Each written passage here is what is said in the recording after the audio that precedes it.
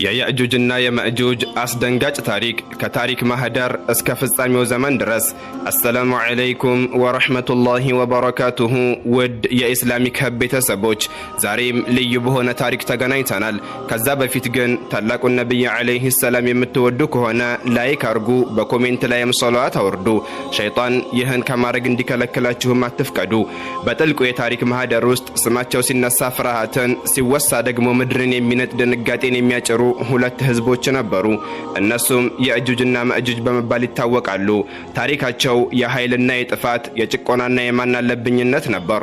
በዙሪያቸው የነበሩትን ደካማ ህዝቦች እንደ ሰደድ እሳት እየወረሩ ለምለሙን አጭደው የደረቀውን ለቅመው የሰው ልጅንም ሳይቀር ስጋውን በልተው ምድርን ባዶ ያስቀሯት ነበር። እነዚህ ህዝቦች በቁጥራቸው ብዛት ከዋክብትን የሚፎካከሩ፣ በክፋታቸው ጥልቀትን የማይፈሩ፣ በግፍና በጭካኔ ምድርን ያናወጡ ነበሩ።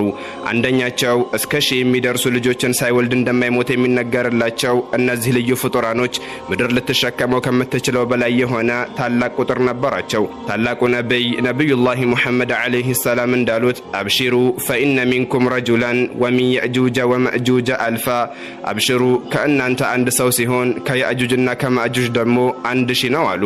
ታዲያ ታሪካቸው የኃይልና የጥፋት የጭቆናና የማናለብኝነት ነበር።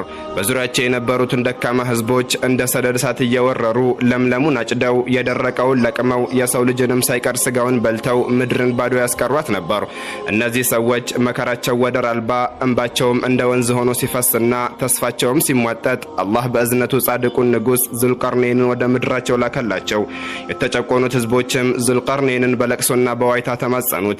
ይህንንም ቅዱስ ቁርአን እንዲህ ሲል ይገልጸዋል። ቃሉ ያ ዘልቀርነይኒ ኢነ የእጁጀ ወመእጁጀ ሙፍሲዱነ ፊል አርዲ ፈሀል ነጅዐሉ ለከ ኸርጃ